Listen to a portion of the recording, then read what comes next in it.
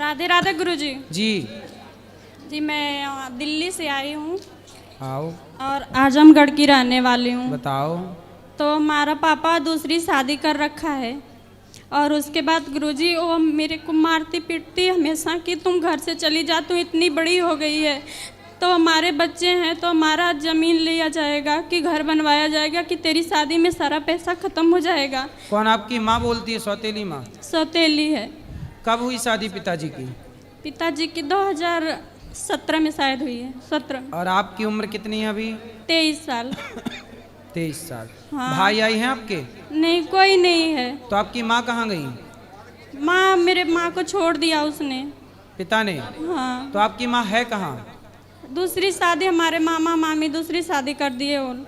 माँ की भी दूसरी शादी हो गई? हाँ पिता की भी दूसरी शादी हो गई? जी। अब आप पिता के साथ रहती हैं?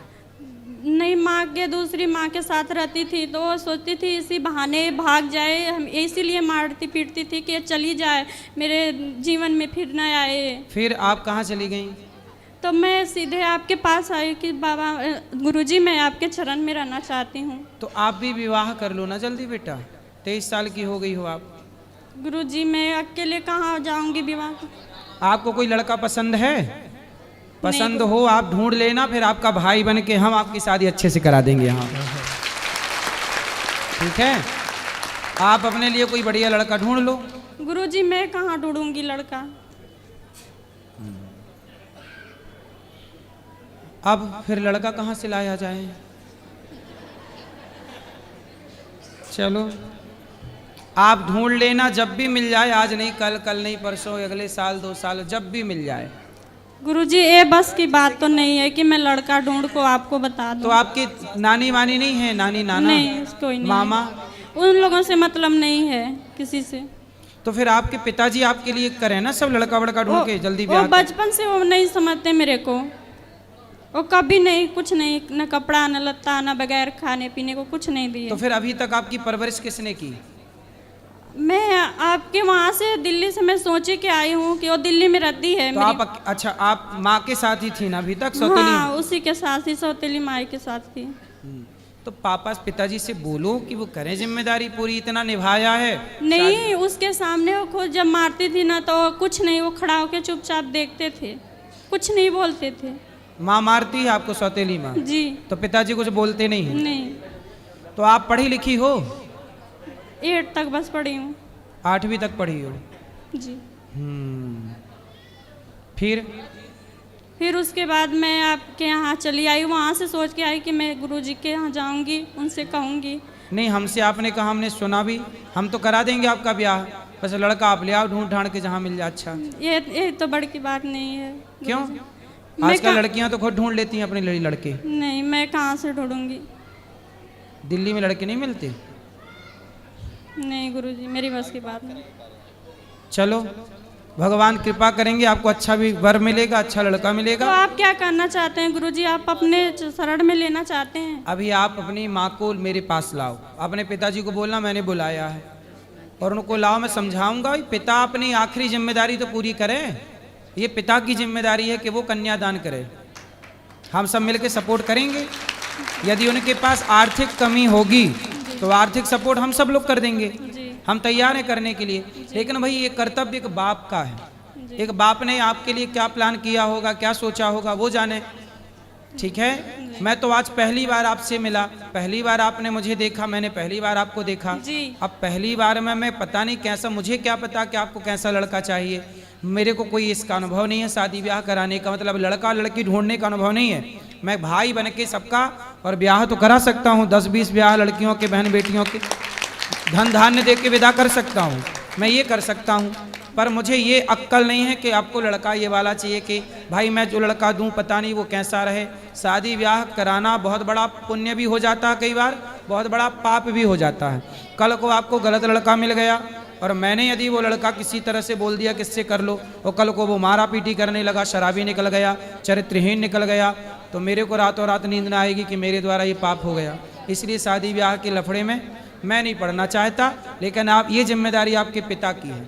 पर वो पिता, आप पिताजी को लेके आना, मैं समझाऊंगा और उनकी हम आर्थिक मदद पूरी करेंगे जो वो बन नहीं पड़ेगी। आएगा, और खुद हमको मारने लग जाएगा। कौन? पिता। पिताजी से बोलना कि चलो महाराज जी आपको पैसे देंगे। क्या बोलोगी? क्या बोलोगी? जी क्या बोलोगी अपने पिता से? बोलना वो पिताजी यहाँ पे नहीं, वो बंगलौर रहते हैं। कहीं भी रहते हो उनको बोलना चलो महाराज जी आपको पैसे देंगे, उनको यहाँ ले आना, फिर आपके विवाह का पैसा उनको देंगे और यहीं विवाह कराएंगे उनका। धन्यवाद। आपका धन्यवाद। ठीक है, तो आपको बोलना है कि हमारा विवाह महाराज जी अपने खर्चे से कराएंगे, आप लड़का हमारे लिए ढूंढ दो। बोले आपको 1 रुपया खर्च करने की जरूरत नहीं, जितना भी खर्चा होगा आपके ब्याह में आपका ये भाई कराएगा। जी धन्यवाद। खुश रहिए। एक महाराज जी, हमें ना एक महिला को जानते हैं जिनके जो पति है वो धंधा करते हैं। जब उनका धंधा ठीक चलता है तब तो वो ठीक कर रहे होते हैं, लेकिन जब धंधा खराब होता है तो शराब पीकर लड़ाइयाँ करते हैं, और जैसे जो महिला है उन्हें ऐसे मारते हैं, डराते हैं, उनके बच्चों को मारते हैं जब धंधा ठीक नहीं चलता। तो वो धंधे वाले को ले आना, उसको ठीक करेंगे। नहीं, जैसे कोई उपाय भैया बताएं। जब व्यापार नहीं चलता तब वो लड़ाई झगड़ा करते हैं। हाँ, तब मतलब ऐसे इनका दिमाग गर्म हो जाता है, गुस्सा करने लग जाते हैं तब। और बहुत व्यापार वैसे कैसा चलता है?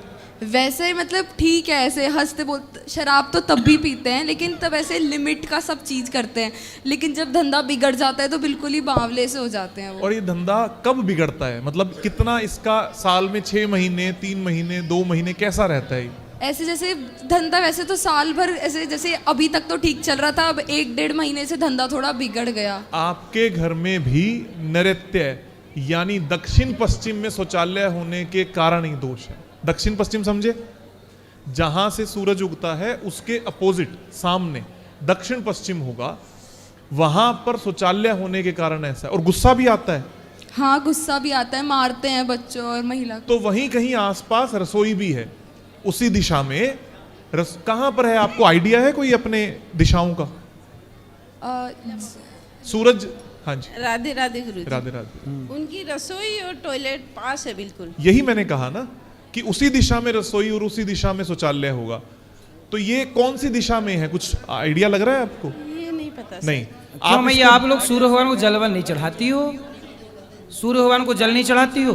करती है, बहुत पूजा पाठ करती है। सूर्य भगवान किस दिशा से निकलते हैं? सामने से। सामने कौन सी दिशा है? पूरब की। पूरब। तो आपकी पूरब की तरफ के पश्चिम की तरफ आपकी रसोई कहाँ है? आगे जगह पूरब के इस साइड है थोड़ा।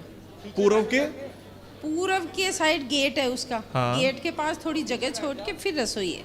हाँ, जब आप अपने घर को देखोगे ना, तो जहां से सूरज उगता है उसके सामने वाली दिशा रसोई और शौचालय पास में होगा, और वहां पर नृत्य में रसोई होने से एक व्यक्ति झगड़ा भी करता है और गुस्सा ज्यादा होता है। और कब होता होगा? जब आपने कोई प्यार से बात कही तब ज्यादा गुस्सा आ गया, मतलब बैठ के बात में बात करने लगे तो जबरदस्ती का गुस्सा आ गया। इसका उपाय है, चूल्हा जो है उसके नीचे पीले रंग का लेप कर दो। पीले रंग का लेप कर दो। क्या लगाए उसके नीचे? पीला रंग कर दो चूल्हे के नीचे, और एक तस्वीर लगा दो अपनी, अपने परिवार की, और सभी समस्त जितने भी पारिवारिक सदस्य हैं सबकी, हो जाएगा।